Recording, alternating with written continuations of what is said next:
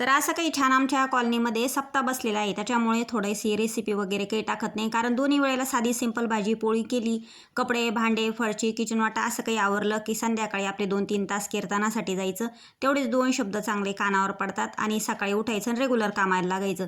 तर असंच काही इथं छान यांना भाजी पोळी करून दिली होती. तर 2-3 बटाटे उकडलेले राहिलेच होते, तर समर्थ चालू 2 दिवसापासून मला बटाट्याचा पराठा खायचा, म्हटलं चला बटाटे उकडलेले आहेच, तर मी त्याला इथं ना छान असे 2-3 छोटे छोटे पराठे करून दिले आणि कपडे धुवायला बसायचंच होतं. तर लाईट गेली. आता लाईटीची वाट 2-3 तास पाहिली, तर आजूबाजूला सगळ्यांची लाईट होती परंतु आमचीच नव्हती. मग वायरमनला बोलवलं, सगळे काही असे व्यवस्थित चेकिंग करून घेतली.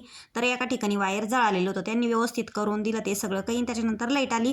तर एका ठिकाणी ना बोरनान होतं छोट्याशा बाळाचं, म्हणून मी साधी सिंपल अशी साडी घातली, तयार झाली आणि मस्तपैकी त्याच्या बोरनानला गेली. मी त्याच्याकडे मोबाईल फिरवला तर त्याने बघा 2 बोटं कशी वरती केले, लगेच ॲक्शन वगैरे केली. लहानपण खरंच खूप छान असतं बघा.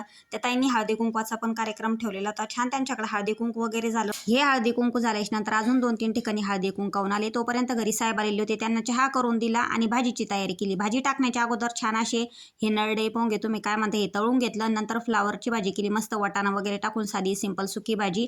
त्याच्यानंतर चपात्या केल्या आणि यांना जेवायला वगैरे दिलं. मी पण जेवण करून घेतलं आणि त्याच्यानंतर परत एकदा कीर्तनाला गेलो. इतकं छान कीर्तन केलं ह्या ताईंनी सुद्धा. तसं म्हणलं नाही, या ताईचं वय खूप कमी होतं आणि एवढ्या पब्लिकमध्ये एवढं बोलणं, एवढं छान कीर्तन करणं ही एक अभिमानाचीच गोष्ट आहे आणि त्याच्यामुळेच लेडीज सुद्धा कुठं कधी कमी पडत नसते बरं का.